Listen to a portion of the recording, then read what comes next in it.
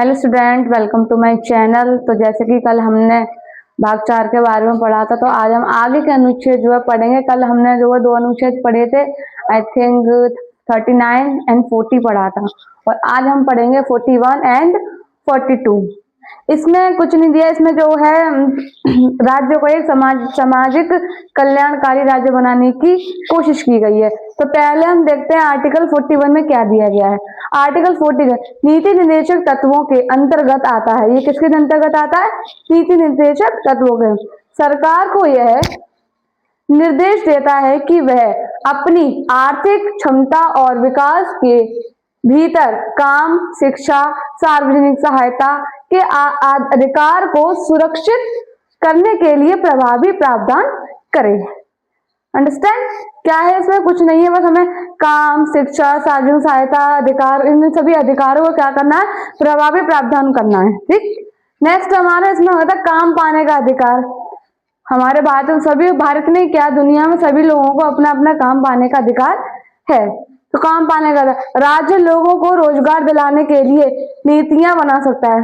Obviously राज्य जो है, जो अपने भारत में जो लोग रह रहे हैं, तो वहां पर जो राज्य में जो लोग रहते हैं, वो जो है बेरोजगारी को खत्म करने के लिए, तो ये रोजगार बनाने की क्या करता है? नई नई नीतियां निकालता रहता है, नई नई प्रकार की चीजें बनाता रहता है।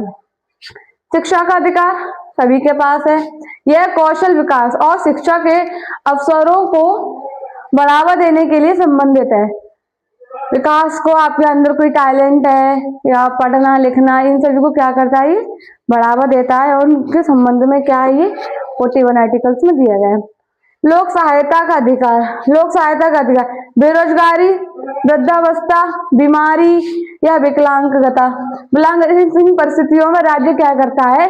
लोगों की हेल्प करता है। अब क्या होता है, जैसे कि कोई बेरोजगार है तो उसकी हेल्प की जाती है राज्य द्वारा। ठीक। अगर कोई वृद्धा है, बुजुर्ग है, आप लोग देखते होंगे बुजुर्ग जो है सीट रिजर्व होती है गाड़ियों में। जैसे कोई विकलांग है तो उन्हें बहुत सारी अपॉर्चुनिटी मिलती है, जैसे कि उनको टिकट नहीं लगता। ठीक। वृद्धाओं को क्या बोलती है? वृद्धा पेंशन मिलती है, वृद्ध पेंशन जो मिलती है। ये सब कार्य कौन करता है?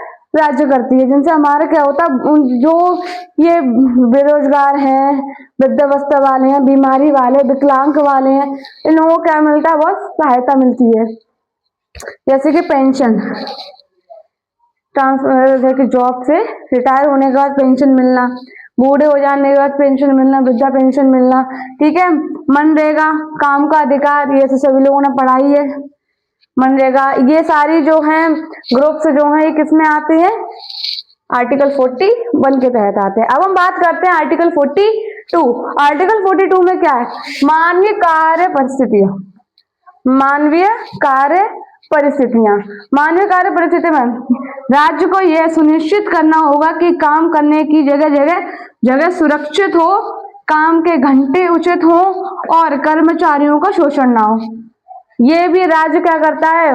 देख रेख करता है कि जिस जगह हमारे कर्मचारी काम कर रहे हैं वो जगह सुरक्षित होनी चाहिए, उनसे ओवरलोड काम नहीं कराना चाहिए, या उनको ज्यादा टाइम के लिए काम नहीं। अगर वो उसमें स्वेच्छा से ओवरवर्क कर रहे हैं तो वो उनकी मर्जी है, बट कोई भी उन पर प्रेशराइज नहीं करेगा कि नहीं तुम्हें इतने घंटे काम करना, उतने घंटे काम, क्योंकि काम करने के भी कुछ नियम होते हैं, कितने बजे तक काम करना होता है। जैसे कि हमारे यहाँ मिस्त्री लेबर लगते हैं, जितने टाइम से आते हैं, पर वो जाते कितने बजे? हमारे यहाँ यूपी में तो हमारे यहाँ ये सिस्टम है कि 5 बजे जो है लेबर चली जाती है। तो इसी तरीके से उनसे एक्स्ट्रा काम नहीं करवा सकते हम लोग।